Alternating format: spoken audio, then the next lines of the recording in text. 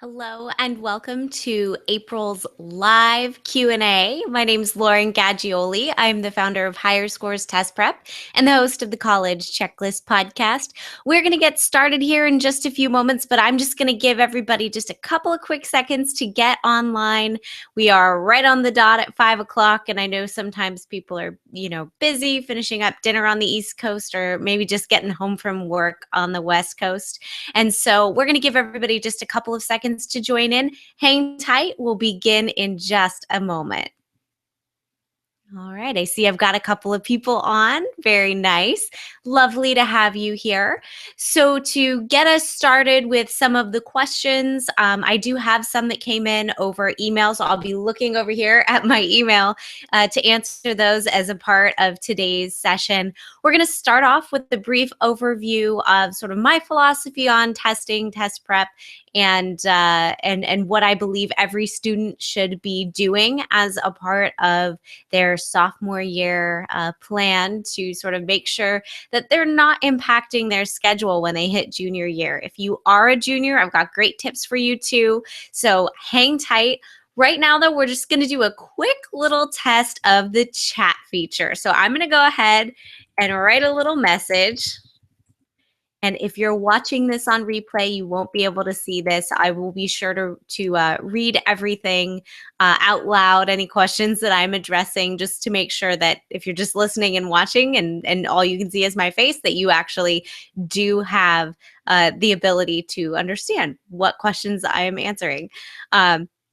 So I just typed a little note in. I just said, hello all, and I'd love to know where you're from. So if you could just give me either your city or your state, and also what grade student you have. So if you just would type that in, take a quick look around, see if you can find that chat feature. I know it's a little bit confusing.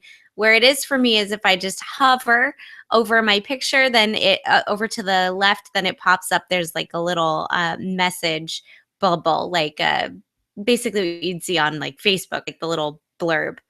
Awesome. I see Penny in Richmond, Virginia. Hello, welcome. Glad to have you here.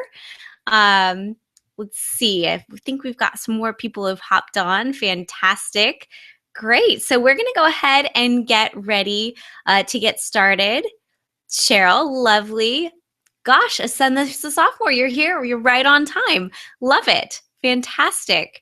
Anybody else who wants to share where they're from and what grade their student is, or if you work with students, if you're a counselor or an independent consultant, I'd love to know what it is you do and why you're here. Something to sort of think about. I will be addressing some of these questions, and my screen keeps going dead over on my other computer. I'll be addressing some of these questions from email. And as I do, I'm going to weave in the questions for those of you who are here live. So, hi, Carla. Happy to have you here. We just spoke on the phone. So, yeah, if you do have a question that you want answered as a part of this, or if a question that I answer that was emailed in, that spawns something for you and you go, oh gosh, I want Lauren to, answer this little follow-up to that. Please type it into the chat. I am happy to answer any questions that you have. I'm here for you. That is why I do these sessions. So yeah, we're going to give everybody just another minute to hop on. Got a few more trickling in. So give it just one more second and then we'll get started. Something that might be helpful is if you have a couple of questions, to type them up maybe in like a Word document and then just copy and paste them. I think sometimes too, like if I'm talking really fast, it might be hard to type in your question as we go. So if you want to kind of have a few set questions before we get started, always great idea to have that in a separate document, copy, paste it right into the chat box, and I'll be sure to answer it today. So to get us started, let me give you a little bit of an overview of the way that I like to view test prep and sort of the timeline of test prep. And I'm going to share this. If you're beyond this, if I say in sophomore year and you go, oh gosh, I'm a junior, totally fine. I understand that everybody comes to this process at a different point in time. But I do like to give this overview with sort of the best case scenario. That way, if you are a sophomore, you can get a jump on it and make sure that you have your timeline nice and neat and laid out. So, first things first, we want to make sure we have sort of the full view of which test we're going to take and when we're going to take that. And I like that to be kind of locked down by middle of sophomore year, end of sophomore year if possible. And the main thing that determines when we're going to take a test is our math. So as soon as your student has taken Algebra 2, maybe has a little bit of trig under their belt, they're ready to begin the testing journey. So that's something that surprises some families. You know, a lot of families know that juniors are supposed to test in spring of their junior year. They can take the test once or twice and then they're done. But that's not actually the way it is. So I say no sort of in air quotes because that has definitely been the trend in the past. However, your SAT and ACT scores stay live for 5 years, which technically means if you wanted to take it in 8th grade and be done, you could. I don't recommend that, but it does sort of open the doors and allow us to see there's more flexibility here. So for instance, I was always in musical theater. I did the spring musical every year. And so for me, junior year, spring was a busy time. Not only did I have the spring musical, but I also had AP and IB exams I was studying for. I had taken sort of the prerequisite math to begin taking the test. So I was actually able to begin testing at the beginning of my junior year. And by doing that in the fall, it really freed me up for the spring. So I had someone on a call the other day. I said, you know, it's really great you're here as a sophomore because we're able to take the long view. And she goes, nope, I'm not taking the long view. I'm taking the Lauren view. And I thought that was so cute and amazing. And I'm stealing it. So I really do believe that if we can plan as soon as possible. If you're a sophomore, great, let's talk now. If you're a junior, fine. You're coming to the party when you're getting here. We can figure out a plan that's going to have as little stress as possible for you. That way, you know, when it comes time to testing is stressful enough. We don't need to have additional layers of stress on top of that. So, you know, if we can plan it in a time that's maybe a little more downtime for you, that's going to be ideal. And I think sophomore year, end of sophomore year for some students who are really advanced in math and early in junior year is a good fit for some students. Some students do line up better, whether they play a fall sport or they just don't have the math under their belt, do line up better for spring. And that's not wrong. It's not bad. It's just they're on the regular track. They're on the traditional track, if you will. So we just want to make sure that as we're going through all of our planning for college admissions, we don't forget that the testing and test prep actually starts well before that test date. So we want to make sure we're putting it in some downtime for our students. So if you need any help figuring that out or maybe diving deeper into it, you want to kind of get a more broad understanding of the Lauren view, episode 42 of the College Checklist podcast, which is my free resource, I cover how to set up your perfect testing timeline. Oops, I can't type and talk at the same time. So hold on just one second. Higher scores. What's my website? .com/42. So higher scores test prep.com/42 is where you can access that podcast that will take you on a deeper dive of how to lay out this testing timeline. If you're a sophomore, now is the time to listen to that episode. It doesn't mean you're going to start preparing and testing right away. It just means you're going to have time blocked out in your schedule. And it's just going to be such an easier process once you do come to that process. Now, that said, I know I see I have some juniors on here, whether you've tested or not. We can talk about specifics about that. But I actually got another email from a gal who I'm assuming is a junior. She didn't specify, but she did say that her ACT is on April 9th, and she wanted to know what I would recommend. So for those of you who are watching a replay, we are recording on Monday, the 4th. April 9th is this Saturday. So there's not a whole lot of time. But the two resources that I do recommend for students who are shortchanged on time, you know, we're doing a quick turnaround. You woke up, it's this weekend. Oh gosh, what now? So the first is a free resource, higherscorestestprep.com/11. So this resource is my free podcast about my 5 tips for higher scores on the ACT. They're quick tips. Obviously, at this date, we're not going to get into a deep dive on academics or anything of that nature. But this is going to give you sort of a framework on which to hang your skills that you already have. So I really love that as a quick resource. But that said, I also do have a course that kind of takes those steps and goes much further. It's an hour-long kind of video tutorial similar to this. It's me telling you what you should be working on. Plus it comes with a 4-day study guide. So you leverage free downloadable materials once you've learned some of those overarching strategies you might need.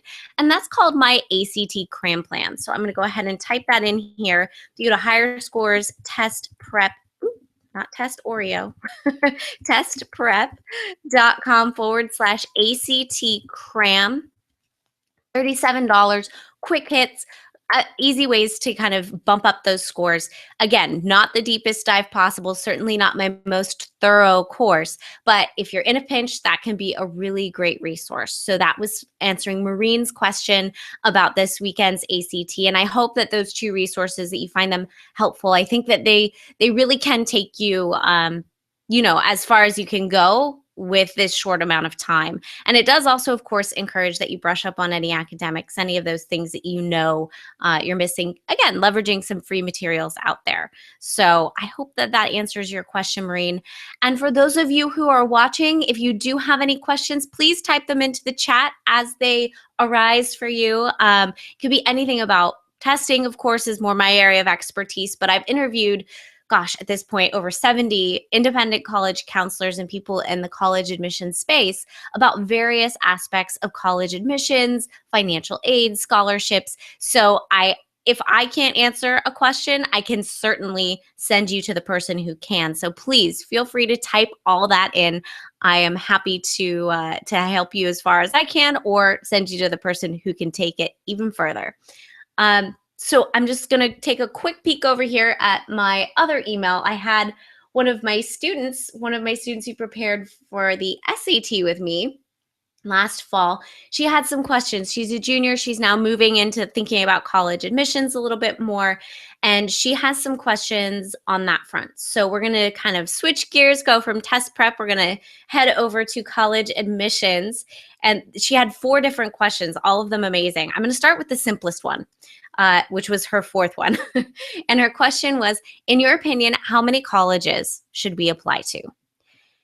It's a fantastic question, and there is no perfect answer. I can speak from my experience. A little over 10 years ago, I applied to 12 colleges. And of the 12, 2 were what I would consider safety schools, where I was well above their averages. 2 were kind of reach schools, and then the other 8 were in the range for me. They were good fits on many levels. I think you have to remember that college admissions is a numbers game. Even if on paper you line up 100% perfect with a school, that doesn't mean you're going to be admitted to that school. You want to make sure you've got a little bit of flexibility in your application pool. You want to make sure there are some schools that are lower than yours, but are still amazing schools you would love to go to.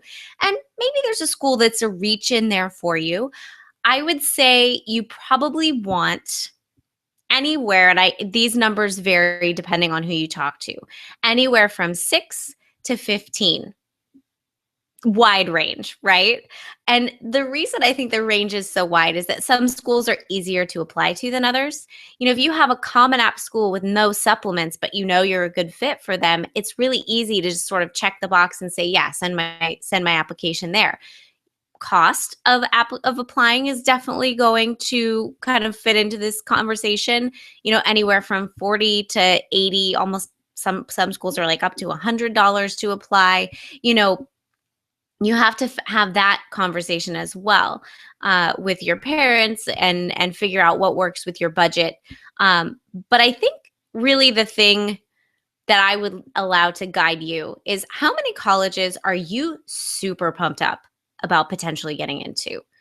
If it's only one, obviously we're going to want to supplement it with some that we're mildly excited about. But you want to make sure that you're only applying to schools that you're really excited about. And so I see some students pick safety schools based on numbers, but they don't do the research. They don't really know what's at that school. And then even though it was a safety, maybe they get waitlisted or rejected. That happened to me. I actually was waitlisted at a school because they could tell that they were my safety and I didn't care about going there. And if I had it to do it all over again, I would absolutely change that. I would find probably, I think my magic number would be somewhere between 8 and 12 or 8 and 10, and find 8 to 10 schools of varying numerical fit, schools that are maybe a little below me, a little above me, right on the money, that I'm really excited about. And keep in mind that schools that are a little below you in terms of the numbers are the ones that are going to pay you to go there if you're genuinely interested in going to that school because your numbers raise their profile. I talk about that in my 3 ways to turn test scores into cash for college. It's a little $7 course that I created.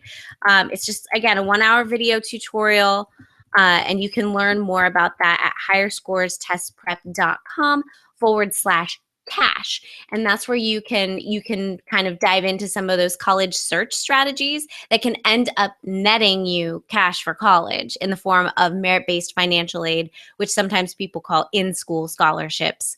That's a great way to sort of turn the college search around. So first and foremost, be excited about getting into schools that you're applying to. Do your research, do your homework, find the professors you're really thrilled about potentially being in class with, and then, weigh it against the numerical gauge of what's my likelihood of getting in here. And then create a nice spectrum. And I'd say 8 to 10, if that's not a huge financial burden. Any lower than 6, you got to be really strategic about the schools you're applying to and really make it known that you are excited about going there. So demonstrated interest being, did you call and ask for a tour, and did you sign up to take a tour and go to campus and really immerse yourself in college life? Did you follow them on social media, engage with them on social media, ask questions? These are the things that colleges are tracking. So you really want to make sure that, no matter how many schools you're applying to, you're doing that deep research. Leveraging LinkedIn to connect with professors and alums is another great way to do that. So that's a very long answer to a very clear, short question, but I think it warrants a little more fleshing out. Okay, so I have a question from Rajiv. He asks, can one be at a disadvantage if you submit only an ACT score at a very competitive schools where most students submit both ACT and SAT? Rajiv, this is a fantastic question, and it's one that I'm going to have a hard time answering because the tests are in flux now. So my, hard and fast rule before was pick the test you think you're going to be best at, prepare for it, and then take the other one and submit them both if the scores are almost equal. That was before the SAT changed. And with the SAT changes, the SAT has become much more like the ACT.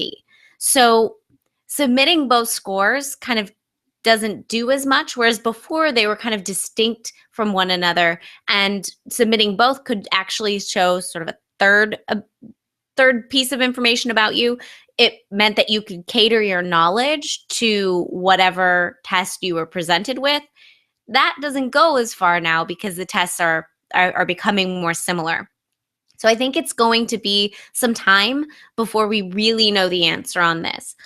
I would guess that colleges in this next year are going to probably trust the ACT more than they do the SAT because the SAT is newer. So that means things like the baseline score and the curve, they're still sort of all being figured out. And so if I were a college looking at this, I would probably trust the ACT as a more standardized measure than the SAT. But that doesn't mean that that's actually what's going to happen in colleges around the country. So, I think there's definitely a logic to that. But if you have the ability to take both, you could. I'm really just encouraging students take the ACT. They do their very best on it for this year's juniors, rising seniors, and just leave it at that. If they really want to try the SAT, do it in the fall, because then there will be 3 test dates behind the SAT. All those sort of any of the unevenness that I'm sort of anticipating in the scores will have hopefully died down by next fall. By the time students are maybe going to choose to take it. So I'm of a mindset to say, for me, I always wanted to know that I had done everything I possibly could without driving myself crazy, so that I wouldn't regret, not getting into a school if I was rejected. I'd know that I did everything in my power, but on the other hand, I still wanted a social life and all that. So okay, yeah. So Rajiv, I just got your message. You said my son has a 35 on the ACT. Wow, awesome. And a 2000 plus on the SAT. He's going to give the new SAT early fall a try. Yeah, so I think that that's probably safe. I would say, if he comes in the 96th percentile or higher on that new SAT, you could submit both. I don't think you can even, and I would also consider this, call the colleges, have him call the college admissions offices and say, here's what's going on. I have a really great score on the ACT. My SAT maybe came in a little bit lower. I'm just curious to know how you would view that. Would you prefer to have more data, even if it's not 100%, up to the same caliber that my ACT was? Is it better for you to have 2 tests, or would you like me just to submit the one I'm most proud of? Have him call 3 or 4 of his schools that he is most interested in attending. It shows demonstrated interest, maturity, and from the horse's mouth, from the colleges, because every college is different, what they actually want. So, that's ideal, is that you would have your student call the college admissions offices and figure out what the policy is there. More broadly, for other students who are watching, I would say this year especially, pick one.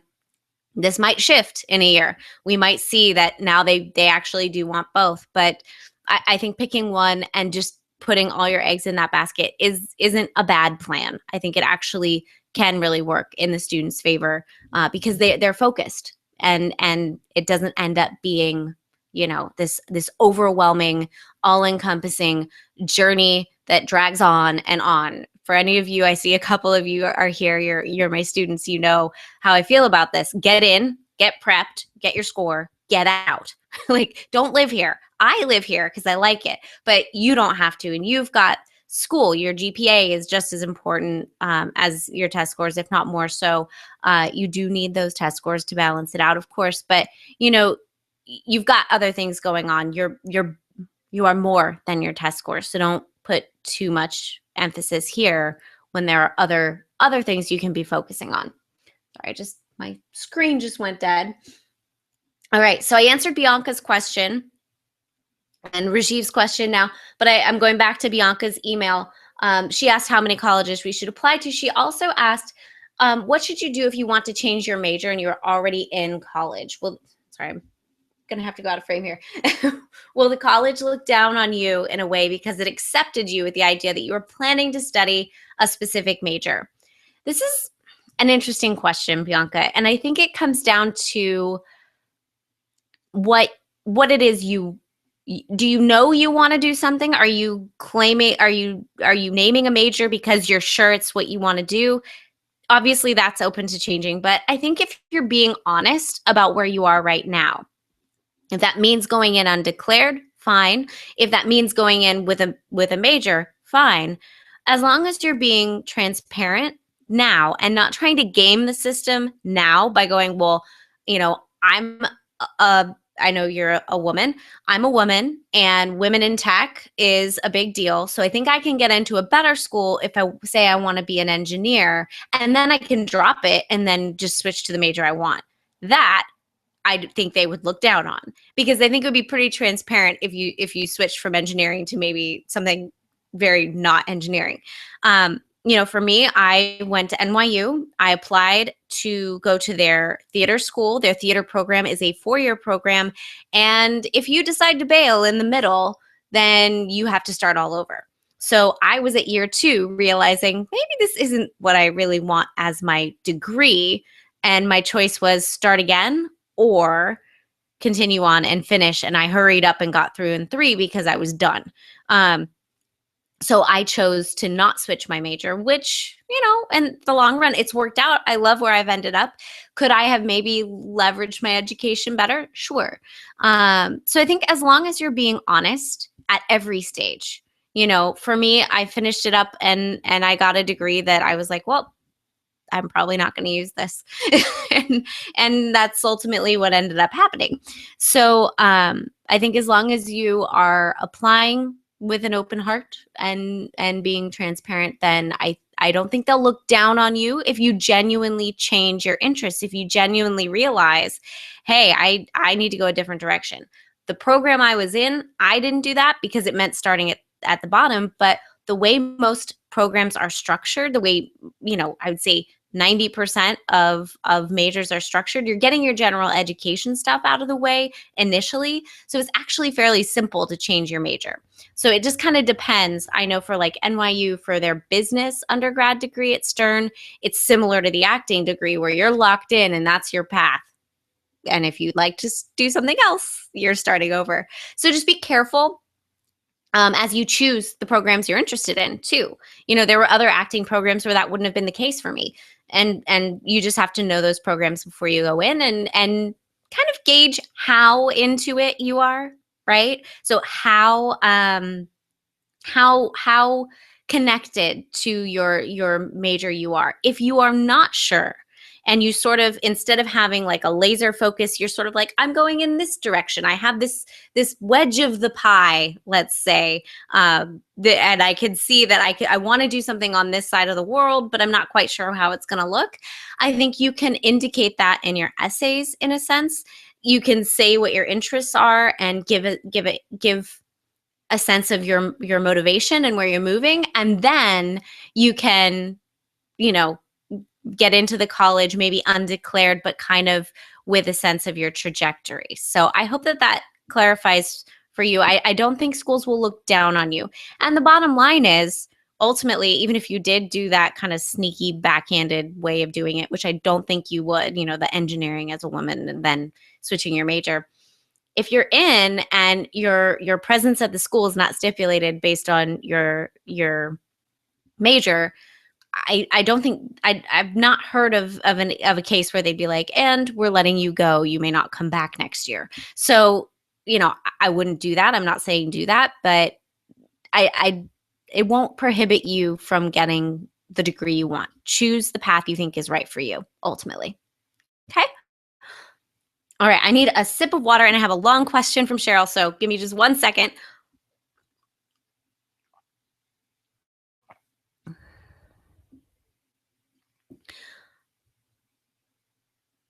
Okay, so Cheryl says that she wasted a lot of money and time with her oldest by sending her to SAT and ACT prep with a large number of classes, or large class number. My son is a sophomore and is interested in getting into engineering schools. Hey, engineering. And I want to use our time and money effectively and efficiently. What do you have to offer, and what would be your plan? Cheryl, I completely understand the wasted time and money. That's a very common complaint that I hear from a lot of people who have worked with these other companies where, if you've got a classroom, and I've taught in the classroom, it's probably my least favorite way to teach, because essentially when you're in the classroom, if you have a teacher who is going by the book, then they're teaching to the middle. So the high kids are bored to tears and the low kids are just lost, and the kids in the middle are moving marginally. And to me, the way I did it is I always pulled students out for private one-on-ones a couple of times throughout the class to really get a sense of where they were, go over their test results with them, and make sure that they were taking the next step. So I think there are ways to do classrooms that it can work. But unfortunately, that's just not what most people are doing. In fact, I don't think my company knew I did that. I kind of just did it because I knew it was best for the students, because I also did a lot of tutoring and knew that that one-on-one was kind of important in terms of like how to ratchet it up. So what I offer, I think I love it personally. It is my absolute favorite way to teach, because all the stuff, if I'm teaching ratios, I'm teaching ratios, I'm teaching ratios. If the questions are the same and the lesson is the same, essentially that's repeated. So what I do is I knock down the price by not repeating the stuff that I teach over and over and over. And I only I put that in a video tutorial, so it's more of like a static. Students log in and they get that lesson. And then if they have questions, they can leave comments below, or they can join me for my live online Q&As that are in a similar forum to this. So what I would recommend for your student is the ACT Complete Package. That is everything I teach my tutoring students, all of the ratio lessons, all the strategies, score specific strategies for each section. If your son's getting, you said engineering, so let's go really like broad brush. He's doing great in math and science and not so great in English and reading. Might not be the case, but just for the sake of the example. In the math and the science, I can teach him how to get over a 30. But in the reading and the English, I want to make sure those scores just aren't hurting his score. Maybe they're not going to be his strength, but if we can ratchet them up to, I don't know, a 26, a 27, he's going to have different strategies for those sections so that he's challenged in the areas that he needs to be challenged in and can to make those big leaps. And then the ones where maybe it's just not letting it hurt our score, we're moving it up, toggling it up even at a slower rate. So that's what I love about my ACT Complete Package, is that it allows students to sort of create these kind of custom approaches with their strategies. So that's all built in. The course itself is 24 study days. So what that means is each study day is about 3 hours, and students can do it on their own time because it's all those video tutorials. When they open up the course, they have every video sitting there, but they have a study guide, a syllabus that shows them exactly what to study on which days. They also get 3 books that come with the course that in that course of that study guide has the time drills they need to do, the full length practice tests they need to do. Everything is included. So, and then of course, I forgot to mention this, we do our online group review, or did I say that? I think I did. So once a month, we do an online group review session where I answer any questions that the student has. So it's included in the cost of the course. So what I'm teaching, in home for $3,000 plus is all in this course for $397. So you can see it's a pretty dramatic savings, and there's more of that kind of personalized approach. Again, as I said, not only do I have those on live online Q&As, if he does have questions and puts them in the comments, I'll type up a response. So he has access to me. I'm the team. Like when it comes to teaching, it's just me. So, if he does have questions, I'm there to help. So I think it's a better value, and it's much more flexible for the student because they can prepare on Saturday morning in their pajamas, on Wednesday night at 9 o'clock, no matter what time zone you're in, whereas if you wanted to tutor, then we've got to find the right time to get together, that sort of thing. So, a lot of students really love it, and you can space it out or crunch it up as much as you want. So 24 study days. I recommend 8 to 12 weeks, which ends up being 2 to 3 3-hour meetings per week, no extra homework. Or, you can do it all the way down to 6 weeks. That's 4 meetings a week. That's a little tight. But if you plan it well ahead, which he's a sophomore, if you plan well ahead, we can figure out the best timeline for him, time frame, best time of year to do it. And you have 18 months of access to everything. So for, whatever, $397, you have 18 months of all the video tutorials. He can dive back in if he takes the test a second or a third time. So that was my whole goal in creating that course the way I did, was to have that flexibility. There's also a payment plan now too, where it's two monthly payments of 205, which a lot of families are finding making this, a lot more affordable. So, yeah, I think that's the most efficient, effective way to do it. And if you you want to talk one-on-one, maybe a little more specifically about what your son's needs are, I'm going to include it here. Again, I can't, I cannot type and talk. I do 30-minute consultations. If you go to higherscorestestprep.com/help, I'm happy if you set up some time to chat. I'm happy to talk to you about your students' needs, because to me there are a lot of different choices, and my goal is to only have the students for whom my course is the right fit in my course. So I will be very honest with you, about what needs to happen, and if you think it's too much for him, then great, I might be able to give you some recommendations otherwise. But yeah, hopefully we are a good fit. I would love to work with him and help him get his higher score. So yeah, hopefully we'll touch base sometime in the next couple weeks before summer. I'm already thinking about the September ACT. Like, it's insane. I can't believe it. We're sitting here in March. It's wild that we're already talking to the next round of juniors. Alrighty, so I'm going to jump back over, and I'm just going to say it one more time in case we have some new people on the call. If you do have questions, type them into the chat. I will answer them as a part of the presentation today. But I do have questions from email, so I'm going to bounce back over to one of those. I'm going to fall out of the screen again. So Bianca also asked about college essays, and you know what? I'm going to have to look it up really quickly here. I forget which episode it was. I had Ethan Sawyer, the college essay guy, come on my show. He is a friend and awesome teacher for the college essay piece of the college admissions puzzle. And it's a big piece, right? I mean, it's important because it's the time where you get to put your voice into it. So Bianca, you also asked, is it okay to be humorous or personalize your essay? Yes, by all means. And Ethan does amazing stuff. He does some really great online workshops to help students where they do like peer-to-peer review. He gives you the overview of what you need to be looking for. You have a buddy system, and you like start working on your essay with other people. It's fantastic. I've heard nothing but rave reviews. So Ethan's episode, higherscorestestprep.com/29. His episode was episode 29. If you want to search for it, like in iTunes, it's called A Walk with the College Essay Guy.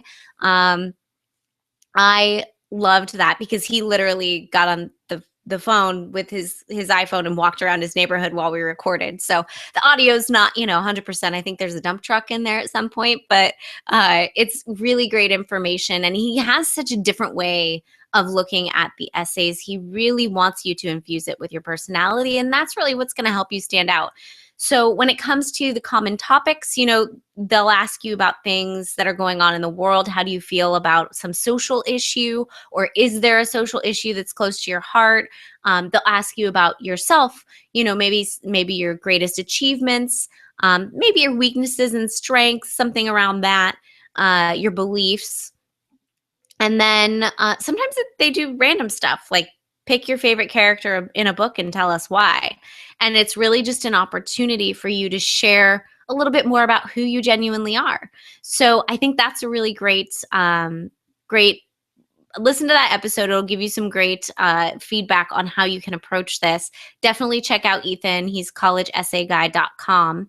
And yeah, I think if you look up past prompts, you'll see a number of them. It'll just kind of get your wheels turning. You can start to think about maybe what you would want to write about certain topics. And I think some things, once you start brainstorming, some things will become crystal clear. You'll go, that's my story. That's where it starts. And it really is about telling your story. Tell them who you are, and do it in a way that's not, a rehashing of your resume. They want to see more who you are, not just what you are, if that makes sense. So yes, absolutely 100% infuse it with your personality. If you're funny, be careful with funny.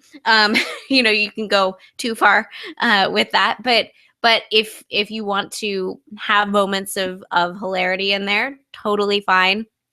I think there's a lot of different ways you can go, and there's a ton of resources on Ethan's site as well. So I'll write that in here again. That's collegeessayguide.com.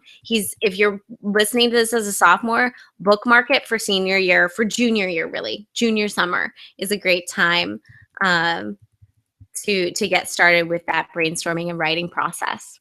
Okay? I need more water. There's a lot of talking going on. Okay, so the final question from Bianca was about college interviews, and to be honest, Bianca, I've not covered this on the show, and one of the reasons I haven't covered it is it's not as common as I think a lot of people think it is. I had, of those 12 schools I applied to, I had one interview. It didn't go well because they didn't know why I was applying to Columbia. I just liked New York City and thought it'd be fun to apply. So that was not a good interview experience. So maybe it's a little bit personal why I've been avoiding it. But I promise that I will record one so that it's aired over the summer or right in the fall. So definitely subscribe to College Checklist Podcast. It'll come across, I'm sure.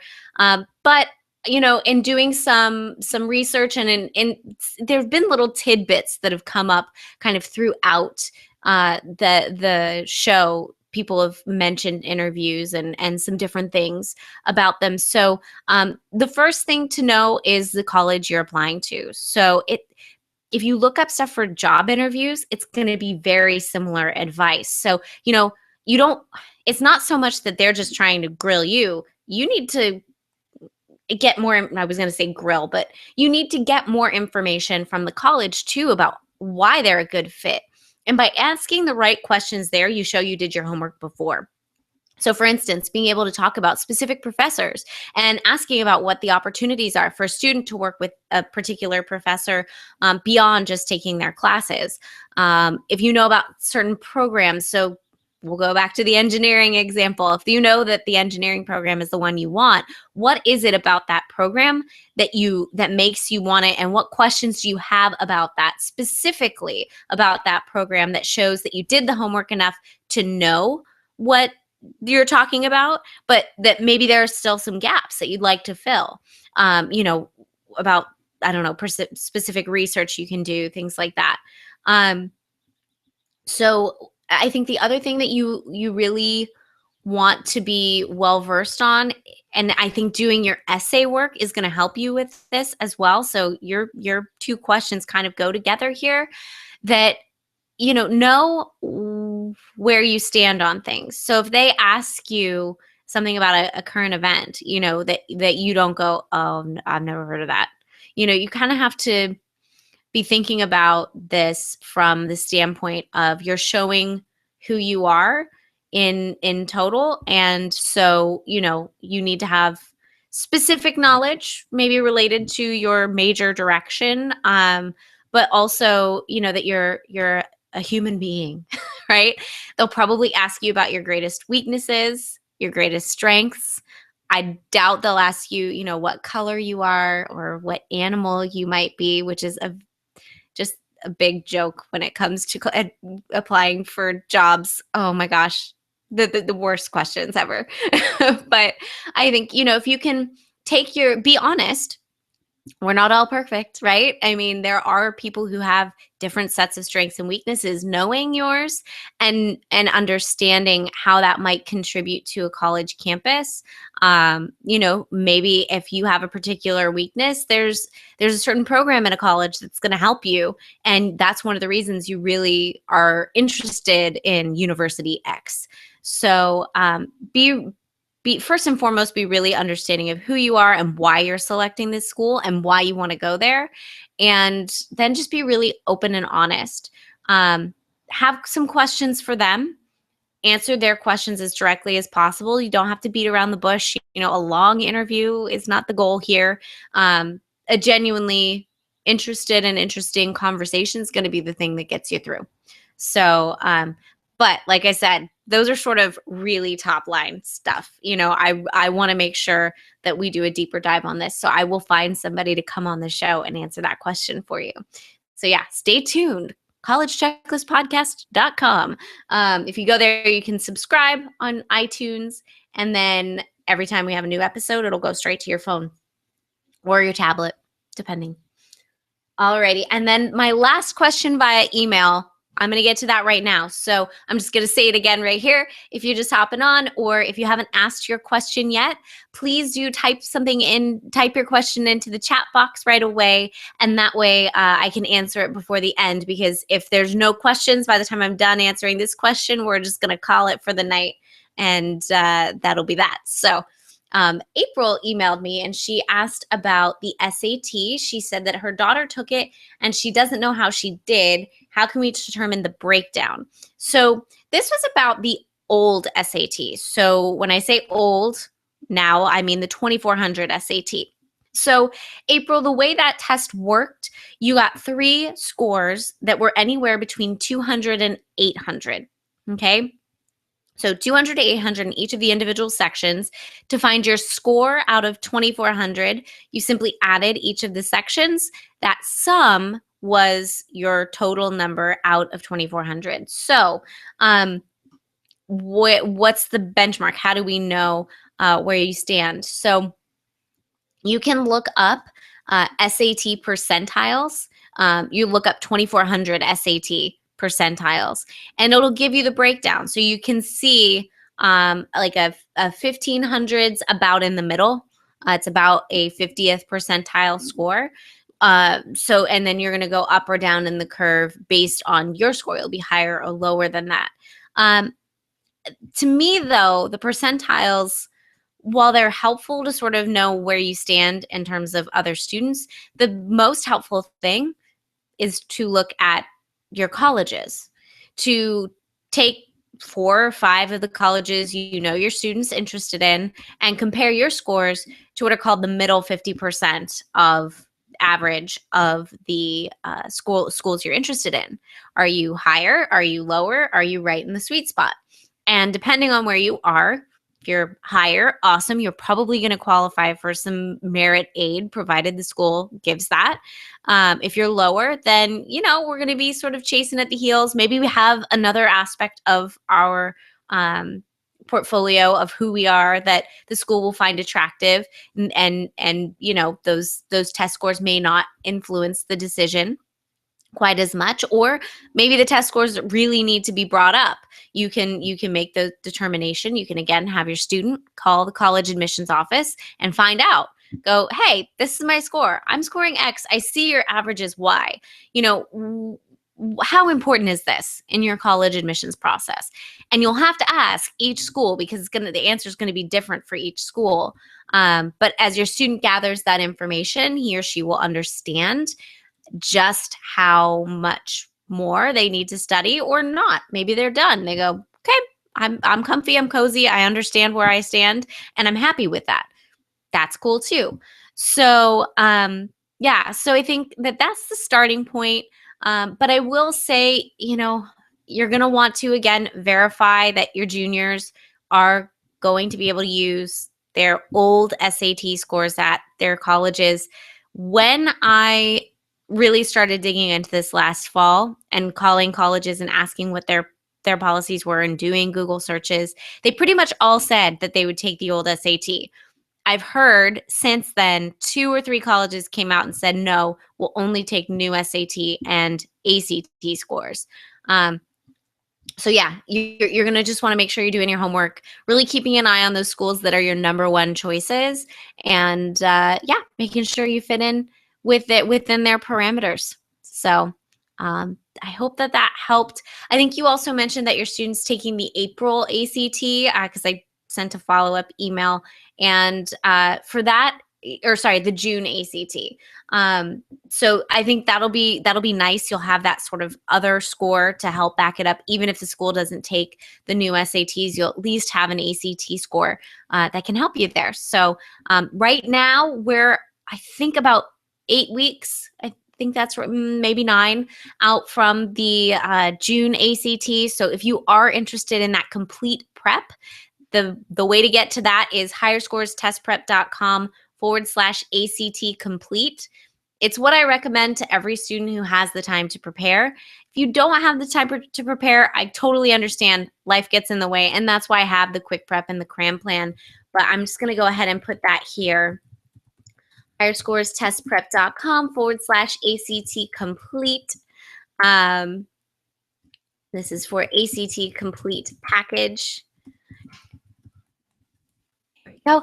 And so if you are interested, I think that can be a really great way to get fully prepped and cover your bases and make sure you're getting your best score, because not every student's going to get a perfect score. I know that. I don't expect that of my students. What I do expect is that they work hard to get their best score, whatever that is. And as long as their score is a good indication of their skill, then we know that colleges have the information they need to make the right match for their class. And your student's not going to be big fish, small pond, or a small fish in a big pond. You find the right fit. If you watch the how to turn your test scores into cash for college video, I have a slide that has Cinderella looking at Prince Charming, and that's what we want for college admissions, right? We want that perfect picture perfect, totally sweet match made in heaven. And right now we're in a time where students are maybe getting some rejection letters. It's not the end of the world, because it just means that wasn't the right fit. You gotta date a couple people before you know what exactly you want. And colleges are really good at finding and putting together classes that are cohesive and putting together the right students. And so we kind of have to trust that too. So as long as we're putting our best foot forward, as long as we have the best representation of ourselves out there, then we have to trust that they can do their job well as well. So I hope that is helpful information for all of you. I've so enjoyed doing these monthly meetings. I'm really having a blast with them, getting to know you a little bit.